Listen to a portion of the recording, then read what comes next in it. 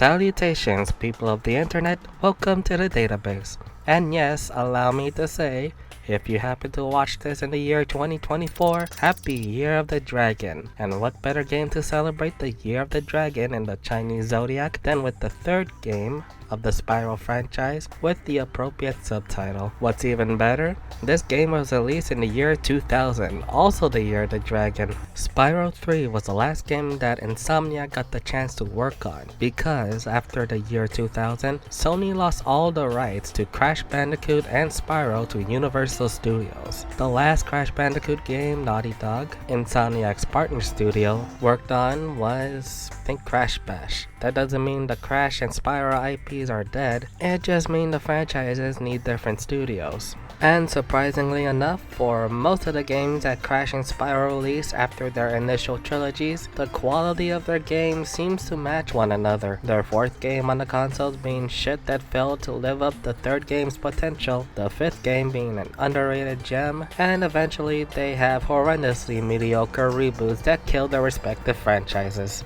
Decades later, both franchises have their own remade trilogy on newer hardware, beloved by fans. God, these two platforming mascots are so damn similar. Just in case, I will cover the Crash Bandicoot trilogy later down the road, maybe this year. But I want to start off with Spyro because, as mentioned earlier, the Chinese zodiac thing. But for now, let's not waste any time and go over the final game in the Spyro trilogy. Spyro 3, Year of the Dragon.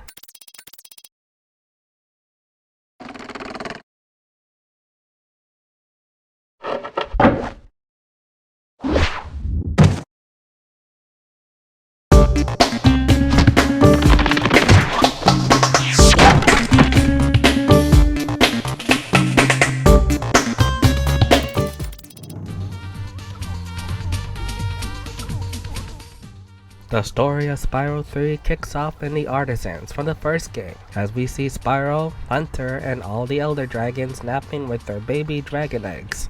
Suddenly, a hooded girl appears in the Artisans through a hole in the ground and attempts to steal one of the dragon eggs. She accidentally steps on Hunter's tail, awakening all the dragons as she retreats to her home realm below the surface. The elder dragons ask Spyro and Hunter to rescue the dragon eggs from the mysterious girl as they travel through the world of the Forgotten Realm, the original home of the dragons. It's also here where we learn that the mysterious girl, a rabbit named Bianca, works for the evil sorceress, who wants to use the baby dragon's magic for her own self-purposes. As you progress the game, you get cutscenes that see Spyro rescue different animal friends that are locked up by the returning Moneybags, who also works for the evil sorceress.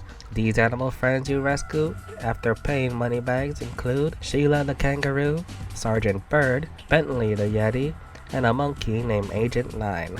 And these animal friends can help you out gathering dragon eggs in certain areas of the game. After a few failed attempts of stopping Spyro and Hunter, halfway through the game, Bianca kidnaps Hunter and locks him up in a cell. This prevents players from accessing some of his missions for a while. While Hunter is in prison, Bianca learned that the sorceress plans on using all the dragon eggs from their wings to use for evil magics. Learning this, Bianca quickly changed sides, freeing Hunter and assisting Spyro in the final world. Spyro and the evil sorceress square off in this game's final boss fight, after rescuing all the dragon eggs. The evil sorceress is defeated and our heroes celebrate with the recently hatched baby dragon eggs back in the Artisans. However, Spyro notices that Hunter is missing, and after a few appearances from Alora and the Professor from Spyro 2, Spyro spots Hunter and Bianca on a romantic night together, underneath the fireworks set by Sergeant Bird, ending Spyro 3 and ending the classic Spyro trilogy on PS1. So now that you're done saving the world again, are you gonna visit me in Avalar? Sure, Alora, but I still have to find the rest of the eggs, and, well, Hunter's disappeared again. Wait!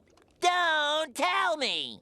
You want me to run down to the store and buy Mrs. Puff something she doesn't need, then you want me to run back here so you can say, "Arr, SpongeBob, and you're spending all me money." And then I'll say, "But Mr. Krabs, I'm only doing what you said."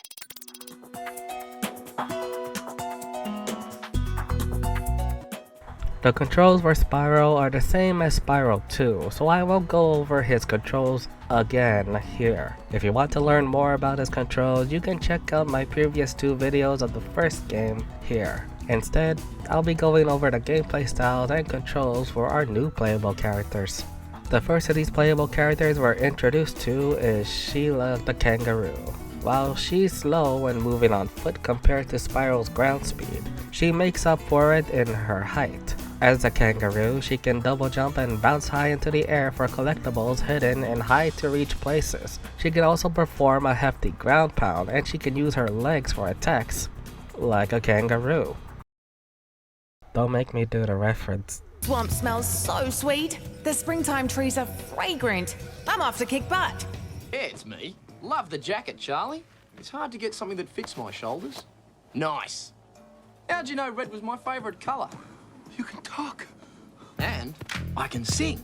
I said a hit pop. Sergeant Bird is next, and his gameplay style was a blast. Literally.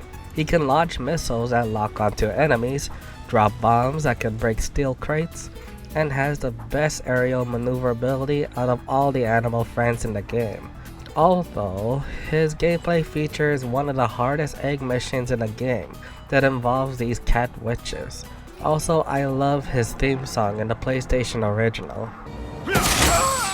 Say, where'd you come from? I thought dragons had all been dead for 1,000 years or something. Well, the rumors of our extinction were slightly exaggerated. We just wanted a little peace and quiet. Well, if it's peace and quiet you want, you should stay clear of my homeworld for a bit. I reckon I'll be blowing up Rhinox for weeks.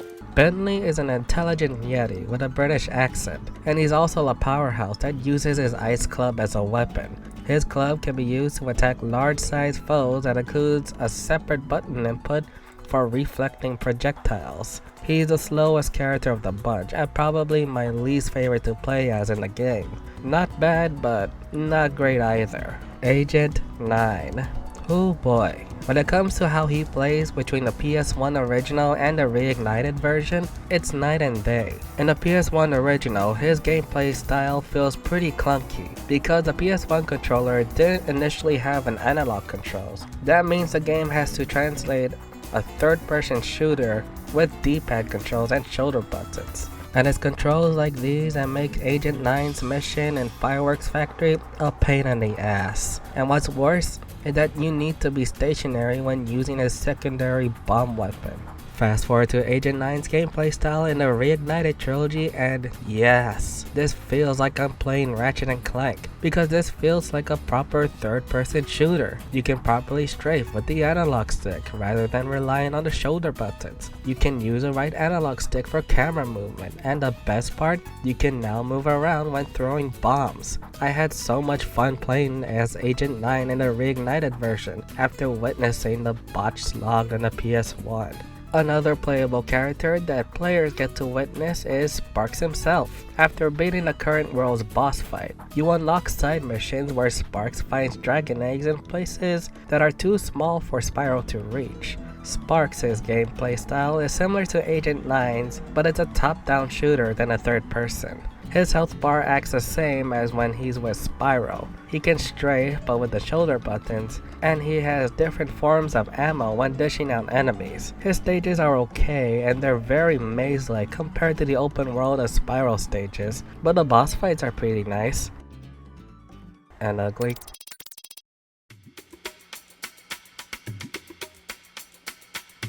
Compared to Spyro 2, Spyro 3 has way more bosses than ever before. With Spyro 2 only have 3 hub worlds, that means there's only 3 boss fights. But with Spyro 3, not only there's bosses for each of the 4 hub worlds, but there's mid-level bosses in some of the stages. And Sparks has some boss fights exclusive to him. You even get to face the evil sorceress again after gathering every egg and getting all your gems back by beating the living shit out of moneybags. Hell yeah. When it comes to Spyro himself, you're gonna do more than just gliding, fire breathing, and flying for most of your adventure, as he too has different gameplay styles to spice things up. I'm talking about the speedways again, and not only do they have the same format as the first two games, but they also have a hidden mission akin to Spyro 2 where you get to play as Hunter on rails. Also within the speedway levels, they added in racing missions in each one. These feel like a great change of pace to the speedway formula, where you are finding the fastest route to first place by using these blue boost stars along the way and using red missiles to slow down other racers. And it's in these speedway levels where you get to hear Sparks try to talk so adorably.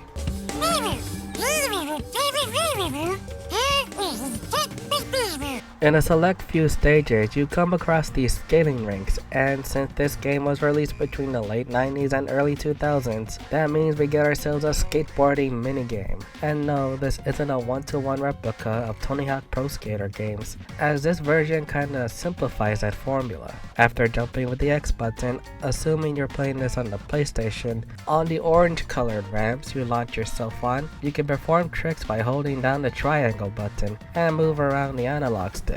Same applies to the blue ramps, but side to side. For stages such as Sunny Villa and Enchanting Towers, these offer up open field skating rinks for ranking up points akin to Tony Hawk's free skate mode. In stages such as the Lost Fleet and the Super Bonus Round at the end of the game, they offer skating races where in my experience is similar to what Insomniac would later use as a blueprint for the hoverboard races in Ratchet & Clank. Finding shortcuts to reach first place, using ammunition to take down other racers, and performing tricks to fill up a boost gauge. And while I do enjoy the skating rink stages that try to be like Tony Hawk, I honestly prefer the skating races missions more. And these skate races are more fun to find ways to perform tricks and boost into first place.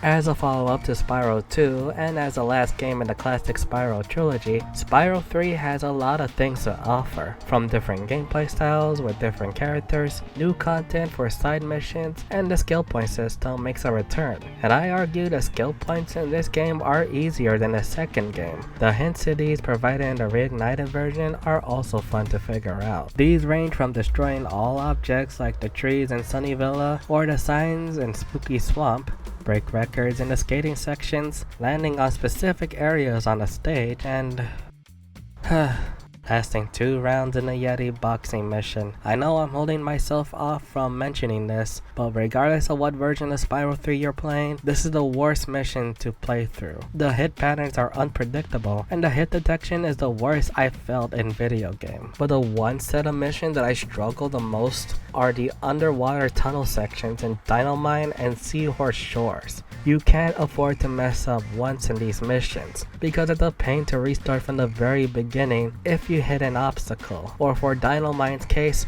getting the skill point for defeating all the seahorses, while dodging all the debris. Aside from those 2 missions, every mission in Spyro 3 are great, and feel way better to complete than Spyro 2's roller coaster difficulty curve. And the bosses in this stage are much fun and memorable as the bosses in Spyro 2. These set you in a secluded arena where you defeat the boss with some help of your animal friends. And each of the bosses have unique attack patterns that makes them stand out. And each of them tests your skills with Spyro's moveset, from using his charge ability in the first boss fight to spitting projectiles in the 3rd boss fight. And as for the final boss with the evil sorceress, it's fine. Not as epic as the great Ripto boss fight from the previous game, but for what it is, it does set itself different from Ripto. The only way you can attack her is through these different vehicles that Agent 9 shoots down. And unless you play that one vehicle mission in Haunted Tomb, you might struggle a bit having to control these things without getting hit. And while you beaten the evil sorceress at the end of the main campaign, you face her again, after getting all the gems in the Super Bonus Round stage. This time it's like the second phase of Ripto's boss fight, where you fly around the boss arena trying to hit the evil sorceress on a UFO machine. And I'm not gonna lie, this feels a bit anticlimactic as the ending to a Spyro trilogy. It's not as epic as the Ripto fight after all, because when we encounter the sorceress the second time, it feels like nothing but padding. Hell, Bianca is also having a hard time explaining how the hell the evil sorceress is still alive. I don't know how she did it, Spyro, but the sorceress must have survived that last battle. She's been waiting here all this time, saving up her magic to destroy you!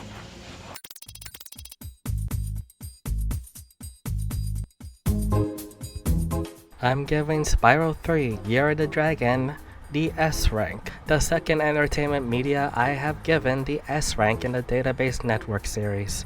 The last time I've done this was with Bluey last season. Bluey, yes really. And this was a hard to pick as to which Spyro game shall get the S rank, as it was between this and Spyro 2. But after replaying Spyro 3 on the Reignited Trilogy, I feel confident with my answer. If you think Spyro 2 deserves the S rank too, let me know. Despite a few hiccups here and there when it comes to some missions, i.e. the Dino Mine Water Tunnel, all of the missions here are way more fun to complete compared to Spyro 2's missions. All of them are a test to your abilities with all the playable characters and all the different gameplay styles. And these gameplay styles follow the same gem collecting formula as the Purple Dragon himself. Sure, there are times when you might need to backtrack to some stages because they're locked behind certain characters, but what makes them even better is that you can fast travel to all the stages in the game. Something that you can also do in the Spyro 1 and 2, at least the Reignited version. PS1 version, good luck with that. So the process of getting 117% under your save file by getting all the gems and dragon eggs are instantaneous. Also, you gotta love the different personalities of these baby dragons you save. Here's some of my favorites.